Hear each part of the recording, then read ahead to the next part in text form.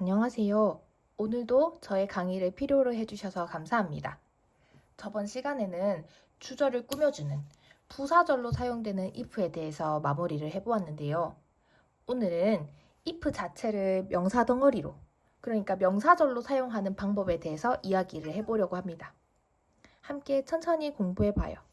여태 몇 가지 주제로 공부를 하면서 제가 종종 문장을 명사로 만드는 방법에 대해서 설명드린 거 기억나시나요? if의 용법 1번 강의에서는 큰 맥락 설명드리면서도 한번 하긴 했지만 한 번 더 얘기해 볼게요. 자주 쓰이는 거니까 확실히 해두면 좋잖아요.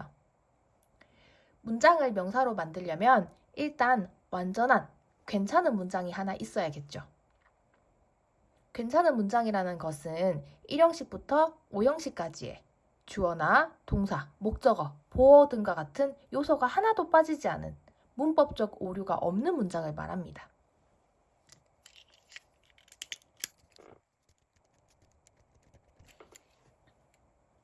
나에게는 딸이 하나 있다. 3형식의 완전한 문장이죠. 주어, 동사, 목적어 이렇게 만들었어요. 그냥 제가 딸이 하나 있다는 걸 자랑하고 싶어서 이렇게 써왔어요. 해석은 문장이니까 뭐뭐다 라고 해석을 하죠. 나는 딸이 하나 있다. 자, 이 문장 자체를 뭐뭐라는 것이라는 해석을 가지는 명사로 만들어 볼게요. 명사절 대을 앞에 붙여가지고 자, 이 문장을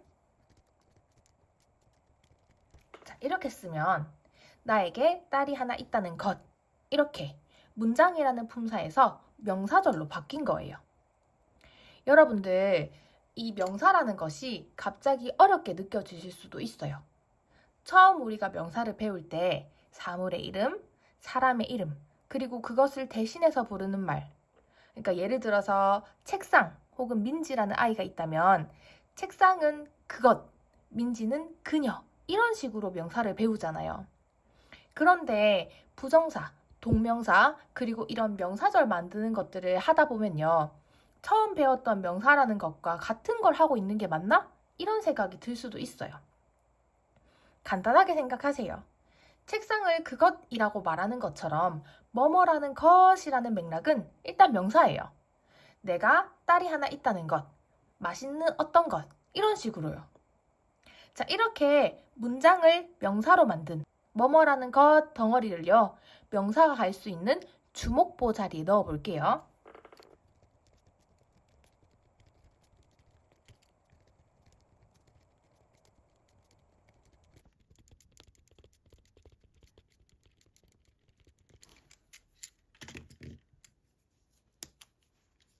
자, 첫 번째 문장에는 비동사 기준으로 해서 주어 자리에 내가 딸이 하나 있다는 것은 사실이다. 이렇게 만들었고요.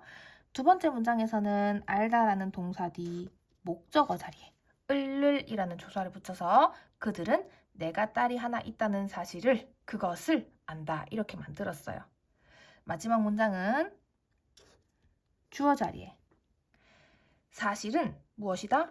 보어 자리에 있는 이 명사절 대시다. 내가 딸이 하나 있다는 것이다. 자, 이런 식으로 주목보 자리에서 참 잘 어우러지죠, 그죠? 자, 참고로 명사절 대는요. 주어나 보어 자리에서는 생략되지 않지만 목적어 자리에서는 생략 가능하거든요. 그래서 이 두 번째 문장에 있는 목적어 자리에 있는 이 대은 생략이 가능하다. 이렇게 보시면 좋을 것 같습니다. 자, 이렇게 평서문을 명사절로 만들어 보았는데요. 이번에는 의문문으로 한번 해볼까요? 자, 너 어디에 갔었어? 라는 이 의문사가 있는 의문문을요. 명사절로 만들 때는 의주동 순서로 바꾸면 돼요. 의주동. 자, 이것을 우리가 뭐라고 부르냐면 간접 의문문이라고 불러요. 자, 순서대로 바꿔볼게요. 의주동 순서대로 바꾸면 where 주어 쓰시고 시제가 did였으니까 고 그대로 쓰지 마시고 went 이렇게 where you went 이렇게 바꿔요. 해석은 네가 어디에 갔었는지 뭐뭐 하는지 이렇게 해석하시고요. 이렇게 문장을 명사로 만들 때는요. 평서문은 뭐뭐라는 것 그리고 의문문을 간접 의문문으로 명사절로 바꾸면 뭐뭐 하는지 이런 해석이 나온다는 것 기억해 주세요. 자, 그러면 명사 덩어리로 만들었으니까 당연히 주목보 자리에 들어갈 수 있겠죠?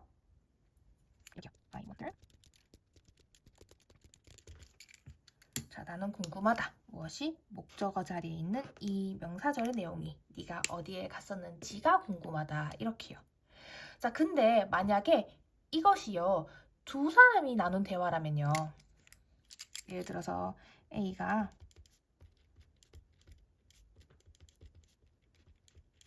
너 어디에 갔었어? 이렇게 물었을 때 B가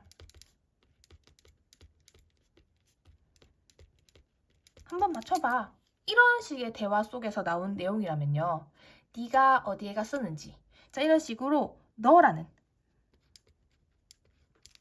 B를 나타내는 네가라고 말하는 게 자연스러울 텐데요. 그죠? 자, 그런데 셋이서 대화하는 상황이라면 어떨까요?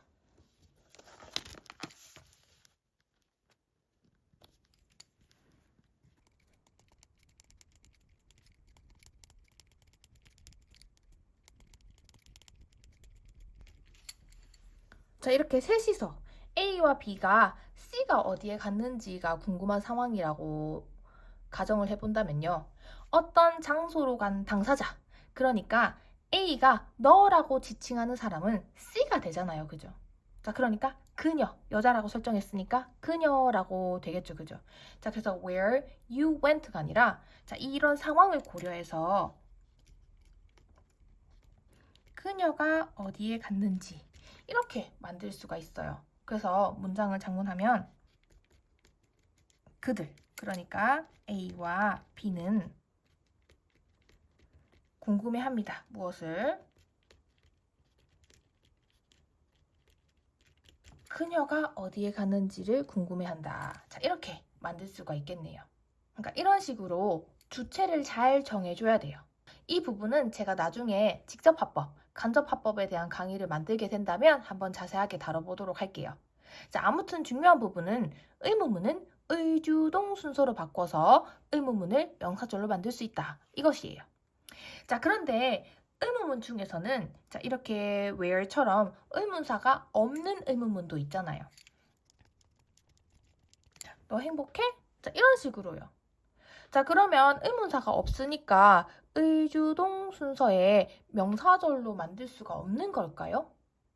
아니에요. 이 의문사의 역할을 대신해주는 요소를 넣는데 그것이 바로 명사절 if예요. 이름에서 알 수 있잖아요. 부사절 if는 문장을 부사로 만드는 if라면 명사절 if는 문장을 명사로 만들 때 쓰는 거라는 걸요. 언제? 의문사가 없는 의문문을 명사절로 만들 때요. 자, 그러면 의문사의 역할을 대신해 줄 수 있는 if 넣으시고 주어, 동사 이렇게 만들 수 있다는 얘기잖아요. 자, 이 순서대로 바꿔서 if you are happy 이렇게 만들 수 있어요. 해석은요. 뭐뭐인지 아닌지 이렇게 하시면 됩니다. 뭐뭐인지 아닌지. 자, 여러분들 이 Are you happy? 라는 의문문에서 알 수 있듯이 너 행복해? 라고 묻는 것은 행복한지 아닌지 이 여부를 모르는 거잖아요. 그래서 그 의미를 살려서 명사절 if는 뭐뭐인지 아닌지라고 해석해요. 자, 명사 덩어리 만들었으니까 목적어 자리에 넣어 볼게요.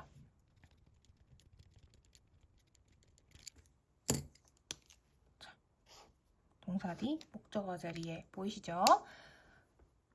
나는 네가 행복한지 아닌지 이 여부가 궁금하다.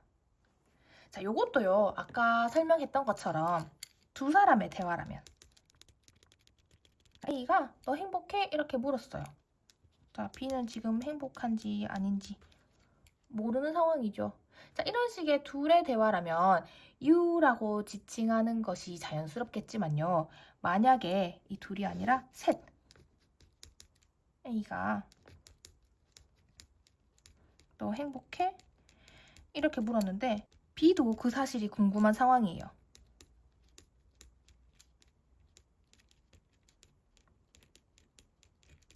자, 그리고 이 여성인 C는 아직 대답을 하지 않았어요. C가 행복한지 아닌지 몰라요. 자, 이런 식으로 셋의 경우라면요. you가 아니라 그녀, she라고 지칭을 해서 그들, A와 B는 궁금해요. 무엇이?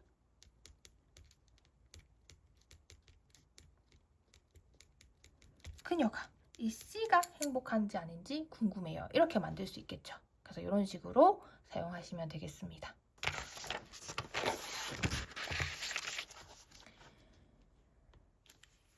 자, 그러면 명사절 if를 사용해서 의문사가 없는 의문문을 명사절로 만들었으니까 주, 목, 보 자리에 한번 넣어볼게요.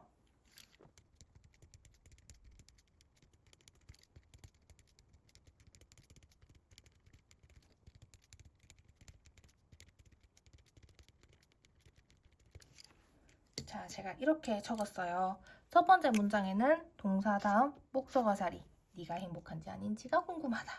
두 번째 문장에는 비동사 앞에 주어 자리에 네가 행복한지 아닌지 이 여부가 중요하다.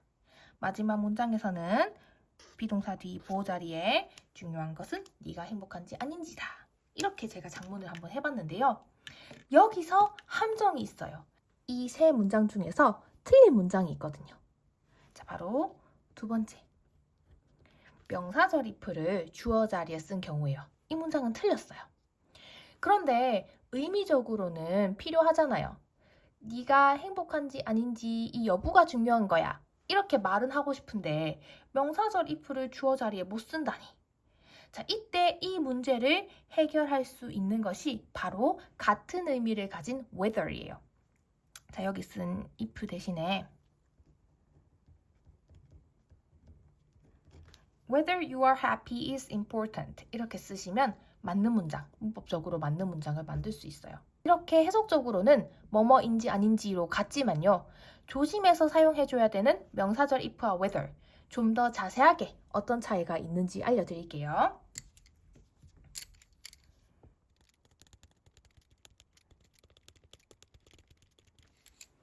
자, 첫 번째로 목적어와 보호 자리에서는 if, whether 둘 다 사용할 수 있어요.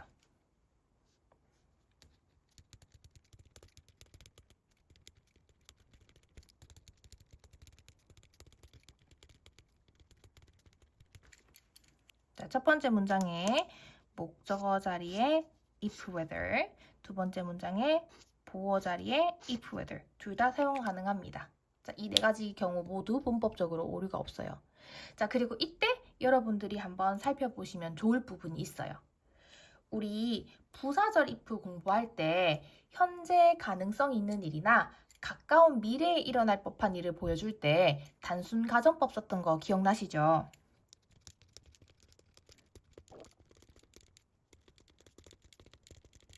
전화하면 프로젝트에 관련해 설명해 줄게. 이렇게 적었는데요. 자, 이때 if절 한번 살펴보세요. 전화를 지금 하는 것이 아니라 전화를 한다면 이렇게 가까운 미래에 그렇게 한다면 이라는 말인데도 이 가까운 미래를 표현하기 위해서 if절 안에 will이라는 조동사 쓰지 않았잖아요. 이미 이 if 안에 그 시제에 대한 뉘앙스가 들어있어서 그래요. 그런데 여기 명사절 if는요. 부사절 if가 아니라서 시제를 내포하지 못해요. 이게 무슨 말이냐면 명사절 if 내에서 미래 시제를 보여주려면 will이라고 시제를 명확하게 표현을 해야 된다는 거죠. 그래서 the question is if she will come. 자, 이런 식으로 뭐뭐인지 아닌지의 의미를 가지는 지금 이 보호 자리에 있는 if절은요. 그녀가 미래에 올 건지라는 의미를 주려면 미래 시제를 보여주는 이 will을 써야 된다. 이런 얘기예요. 괜찮죠? 자, 아무튼 이 if나 whether 뭐뭐인지 아닌지의 의미를 가질 때 목적어나 보호 자리에 둘 다 쓸 수 있고요. 두 번째로 넘어가 볼게요.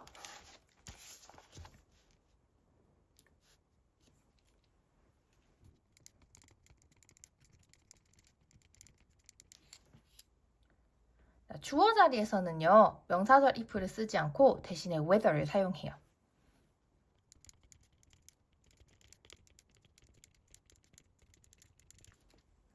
자, 그녀가 그 제안을 받아들일지 말지 이 여부가 중요하다라고 했을 때 비동사 앞에 제가 주어 자리에 if절을 썼잖아요.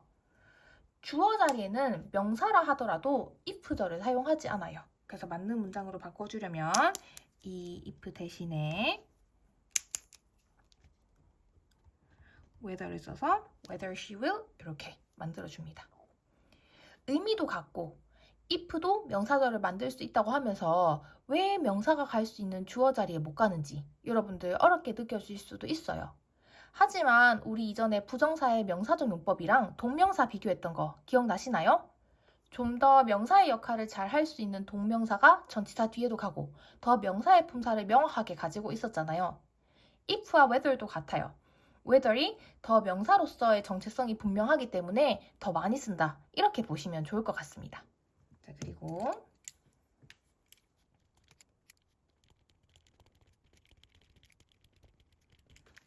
전치사 뒤에도 명사절 if 대신에 whether를 사용합니다. 자, 예문 한번 적어볼게요.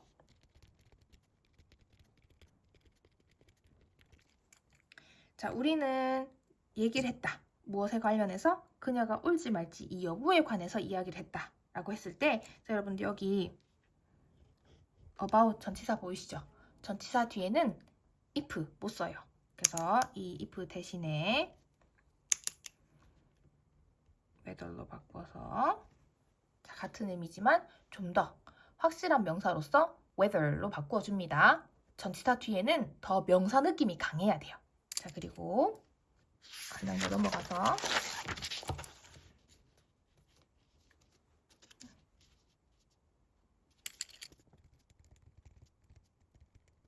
이 경우도 한번 살펴볼게요. 우리 부정사의 명사적 용법 공부할 때 기억나시나요? 의주동 간접 의문문을 줄여가지고 의문사 더하기 투부정사 이렇게 쓸 수 있었잖아요. 내가 어디에 가야 할지 이것을 부정사로 줄이면 이렇게 줄여 쓸 수 있었고 또 자, 내가 무엇을 사야 할지 이것도 줄여서 이렇게 나타낼 수 있었죠. 명사의 품사를 가지는 의주동 간접 의문문을 부정사로 줄이니까 부정사의 명사적 용법이 될 수 있다. 이렇게 했었죠. 그죠? 이때 부정사로 줄여서 쓸 수 없는 의문사에 y가 있었고 y는 y2 동사원형 이렇게 안 됩니다. 명사절 if도 있어요. 자, 이거 두 개는 투부정사랑 붙여서 못 써요.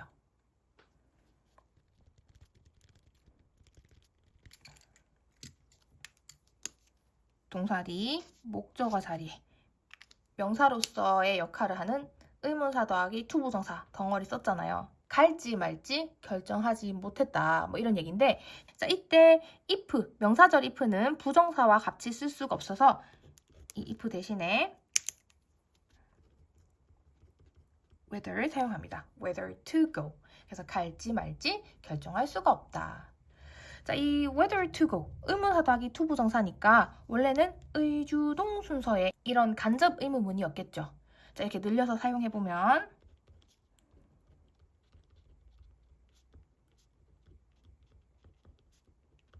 의주동 순서로 늘려서 간접 의문문으로도 표현해 볼 수 있겠네요.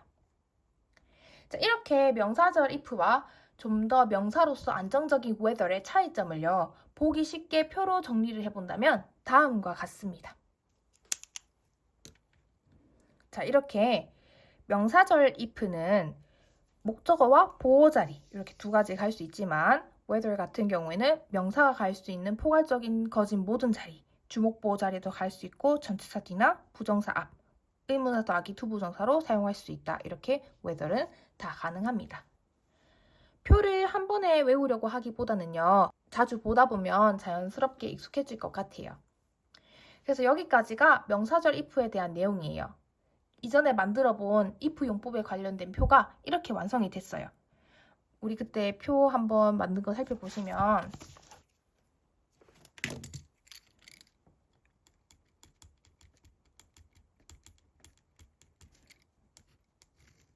자, if 용법에서 저번 시간에는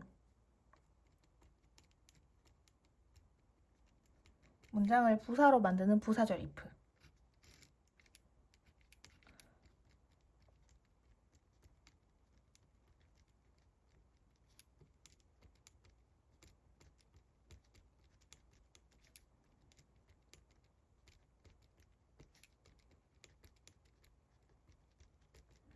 자, 부사절 if 이렇게 세 가지 공부했었고요. 오늘은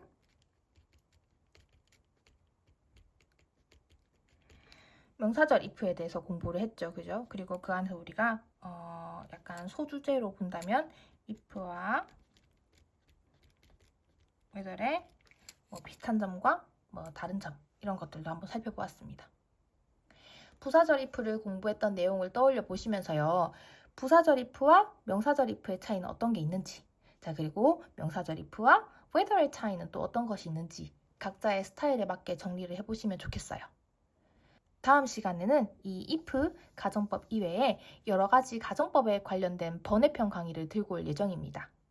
뭐 부사절 if 강의의 확장편이다 이렇게 생각해 주시면 좋겠네요. 그래서 오늘도 저의 강의를 들어주셔서 너무 감사합니다. 여러분들이 필요할 때 도움이 되길 바라면서 다음 시간에도 또 만나기로 해요. 안녕.